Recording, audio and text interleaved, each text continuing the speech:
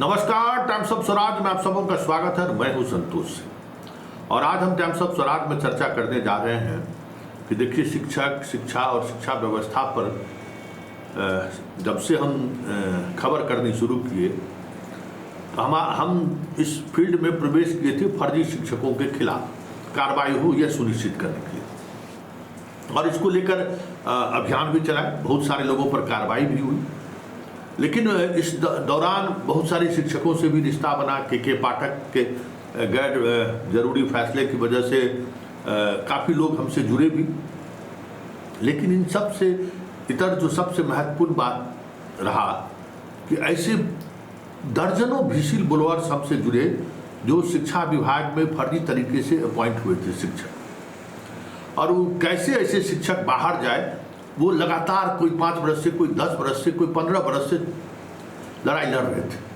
लेकिन सिस्टम में इस तरीके से चीज़ें चल रही थी कि बहुत मुश्किल हो रहा था फर्जी शिक्षकों को निकालना। हर जिला में जो है सो प्राधिकार बनाया गया, प्राधिकार से भी फर्जी बहाली हो गई। क्या लोगों को न्याय मिले? बहुत सारा ऐसा बहाली हो गया जो क्या कह सकते हैं कि अपॉइंटमेंट के लिए जो फॉर्म निकाला गया उस सूची में भी उसका नाम नहीं था, लेकिन ऐसे लोग भी शिक्षक बन गए। इन तमाम ऐसे शिक्षकों के पर कार्रवाई हो, क्योंकि वो कोड है, वो कैंसर है, वो एड्स है इस विभाग के लिए, और उसी के कारण सारे लोग, पढ़े लिखे लोग जो शिक्षक है वो परेशान है। खिलाफ अभियान हमने चलाया, उसमें भी के पाठक के दौर में भी बहुत सारी चीज़ें हुई। के पाठक ने भी ऐसे शिक्षकों को निकालने के लिए कई तरह के प्रयोग किए। वो कई STET TET पास एक ही सर्टिफिकेट पर पूरे बिहार में 1000 से ज़्यादा शिक्षक पकड़े गए, उन पर भी कार्रवाई हुई। मतलब हर स्तर पर कार्रवाई करने की कोशिश हो रही थी कि ऐसे शिक्षक को फिल्टर करके निकाल दे। हाई कोर्ट ने तो हाथ ही खड़ा कर दिया। मतलब 2015 में जो हाई कोर्ट में PI हुआ, निगरानी विभाग से CID के पास, निगरानी के पास जांच के लिए पूरी एजेंसी लगी रही।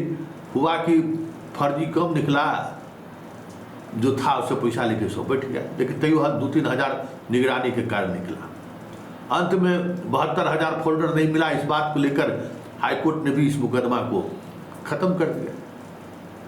कब आप लोग देखिए, लेकिन अभी एक मौका है और ये आखिरी मौका है। इस तरीके के जितने शिक्षक हैं जो फर्जी हैं मास्टरवाद, उस पर कार्रवाई करने का ये आखिरी मौका है। ये जो सक्षमता को लेकर जो जांच हो रही है, काउंसलिंग हो रही है, उसमें तो पकड़े ही जा रहे हैं।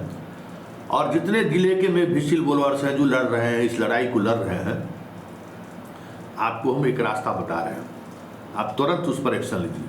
जो डॉक्यूमेंट्स हमको भेजते थे ना, वो सारे डॉक्यूमेंट्स को लेकर DM के जनता दरबार में तुरंत लीजिए। DM को ये जिम्मेवारी दी गई है, SCDART ने जिम्मेवारी दी है कि ऐसे शिक्षकों पर आप कार्रवाई कर सकते हैं। तो DM के जनता दरबार में आप जाइए, वहाँ लिख कर दीजिए, सारे एविडेंस के साथ दीजिए, कार्रवाई होगी। लास्ट समझ जाइए कि ये चांस है ऐसे शिक्षकों को बाहर करने का। हालांकि सिद्धार्थ ने भी बहुत सारा प्रोसेस अपनाया है। ऐसे शिक्षकों जो मान्यता प्राप्त B.Ed नहीं है वो तो हट ही रहे हैं।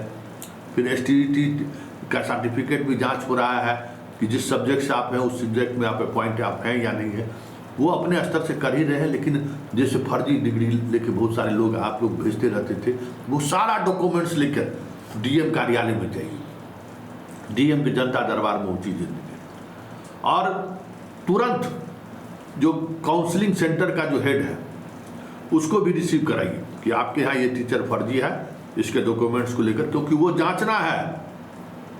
और काउंसलिंग सेंटर के हर अध्यक्ष को, जो चेयरमैन है या जो उस चीज़ों को देख रहा है, लिख के देना है कि हम किसी भी तरीके का जो आप चिन्हित किए थे जांच करने के लिए, सारे को हम चिन्हित करके ये हमें श्योर करते हैं कि एक भी गलत सर्टिफिकेट वाले लोग नहीं आए। इस स्तर पर लिख कर देना है इन्हें। इसलिए इस बार खेला होगा बढ़िया से। ऐसे में तमाम ऐसे लोग जो बरसों से लड़ रहे हैं, उनको ये आखिरी मौका है। और मेरी इच्छा है कि आप लोग मिलिए। कोई दिक्कत हो तो फिर हम तो हैं ही, लड़ाई लड़ी जाएगी, लेकिन ये इस आखिरी मौके को जाने मत दीजिए।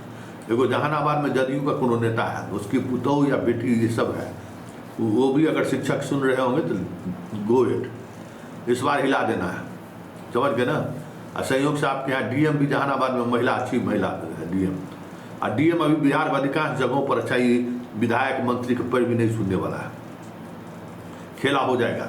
इसलिए जो लोग भी इस तरीके के हैं सीधे डीएम कार्यालय में पहुंचिए, जनता दरबार में मिलिए और सारा चीज लिखित रूप से दीजिए।